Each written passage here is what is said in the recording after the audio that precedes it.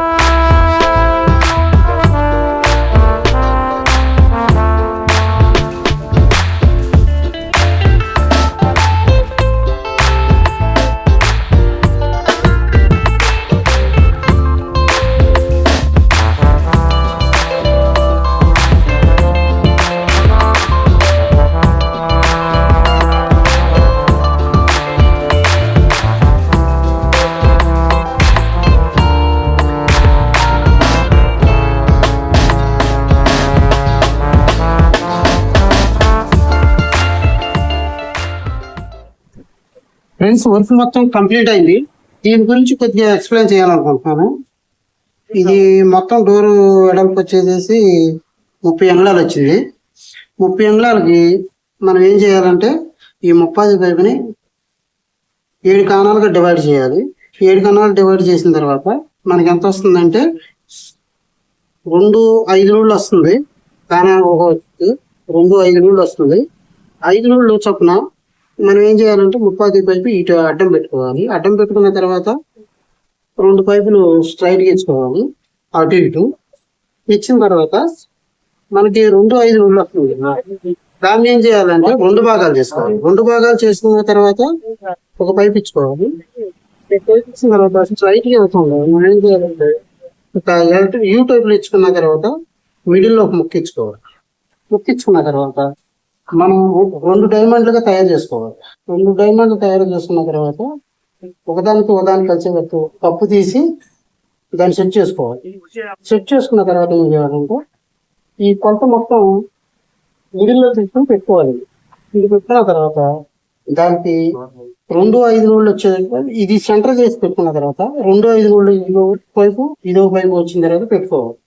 పెట్టుకుంటే అప్పుడు ఏమైందంటే ఇది ఒక డిజైన్ లాగా కనపడుతుంది. నా వర్క్ నచ్చినట్టయితే లైక్ చేయండి, షేర్ చేయండి, సబ్స్క్రైబ్ చేయండి.